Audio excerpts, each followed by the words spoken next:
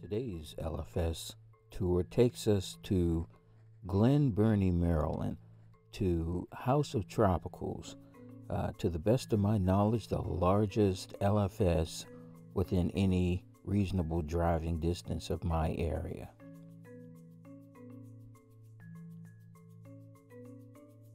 We want to take a look around and just have a quick view of what they have to offer to the reefing community.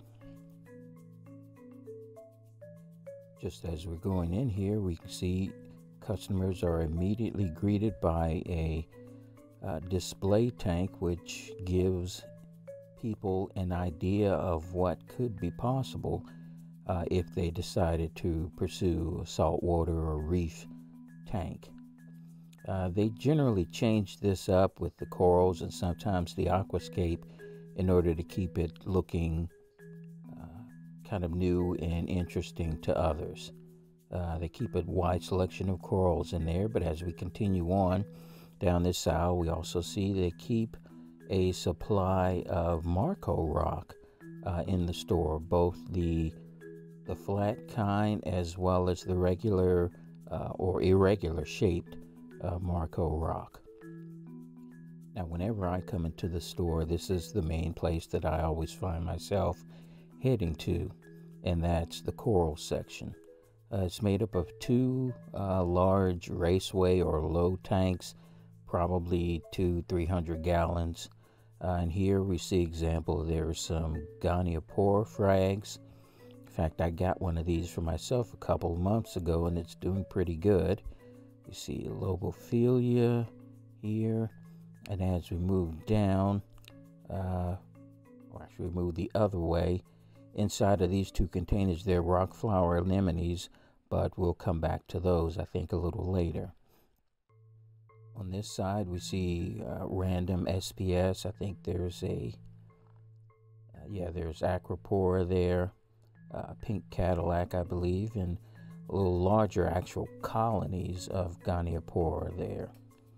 Move down, there's some zoas as well that they keep, and as you move further down in this tank, you enter the section where they keep the soft corals. Not a huge selection of soft corals, but some nonetheless.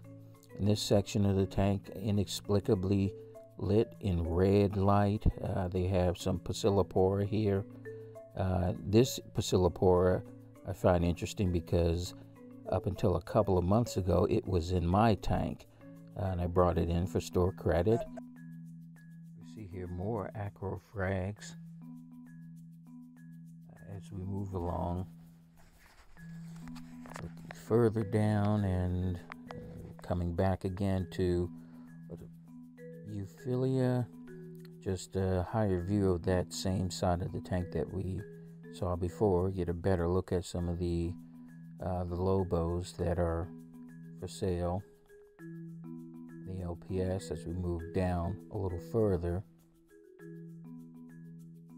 There's more LPS. Coming back again, the rock flower anemones that was mentioned before, they're all kept in these two containers here. And they have a pretty good selection of those, as well as the aforementioned Goniopora here. Now moving down again, better view of the lobos. As we move into the second raceway, where now we see several offerings of Montipora, the differing types. See, Stellata, looks like Undata or Spongotes, and several Favia right there as well. Now moving on, more LPS. Yeah, the chalices, actually those are pagodas right there. Some Trachyphilias, some of the kryptonite or neon trumpet or candy canes. some Favia. Then we get back into the Acropora, various frags of Acropora. I know for some reason they have quite a few Pinky the Bear Acropora here. There's also a few Pearlberry frags as well, and a few chalices. One of them I may have actually brought in to the store some time back. And moving on, we have this large tank filled with a couple of sizable green morays.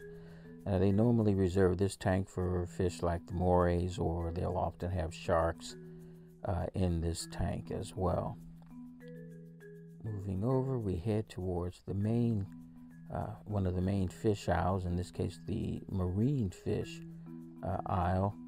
And if you're looking for clowns, there's plenty of clowns here, but there are also the odd ones like this scooter dragonette right there. And again, lots of Clark eye clownfish. And I think as you move up, there's, there he is, ruby red dragonette, along with more clowns. And for some reason, okay, there's also a nice mandarin dragonette there. But as we move down, we find lots and lots and lots of clowns. More clowns, clowns, and more clowns. Clowns. There were a few damsels there. And as we come down a little further, we look for something a little more interesting. And as he's, I think, doing a water change there, and we slow down at this tank, we see there's a nice Harlequin tusk here, along with, I see a sailfin, and let's see what else is here. Oh, that's right, a nice snowflake eel there. It's not at all camera shy. Moving on, there's a nice trigger that unfortunately is kind of camera shy.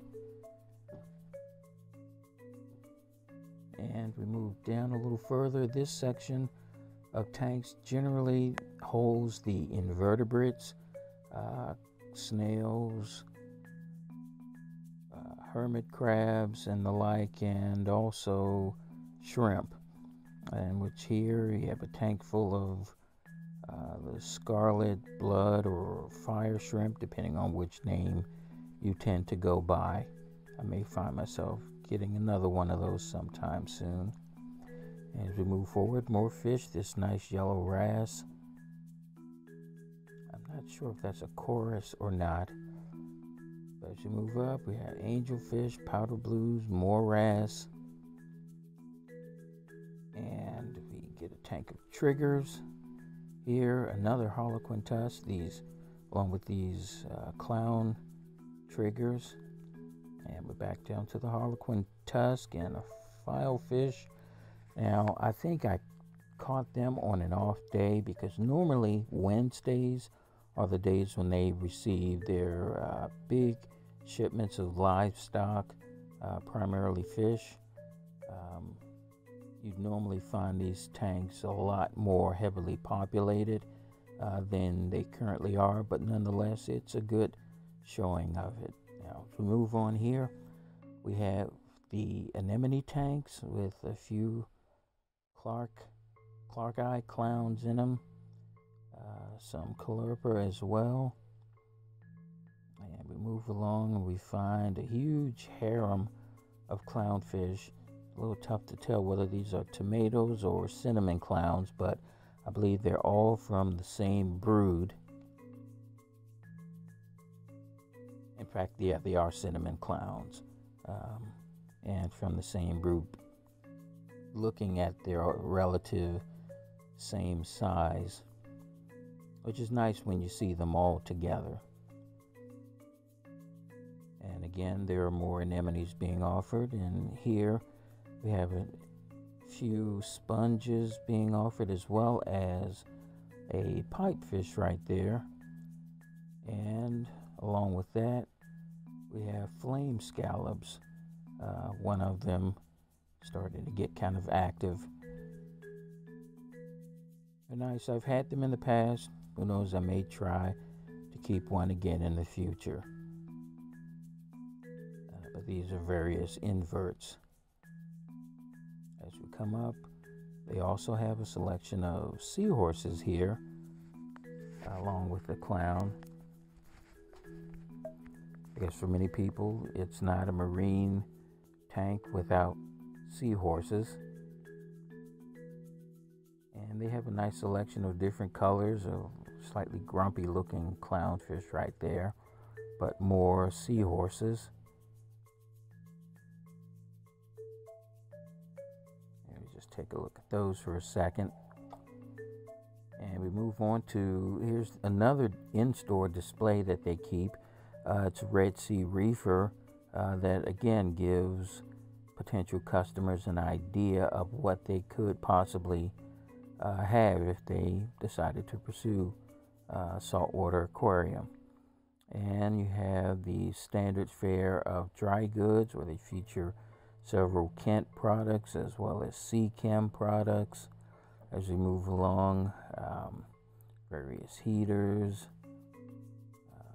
filters, and items that may cater more towards the freshwater side of the hobby, which they do fully support here. So we come to the end. That's a brief tour of House of Tropicals in Glen Burnie, Maryland. Now, this was not meant to be a commercial of any way, but again, just giving you an idea, a brief tour of what's available as a local fish store in my area. More to come soon. Please subscribe in order to see that when it does come out. Thank you.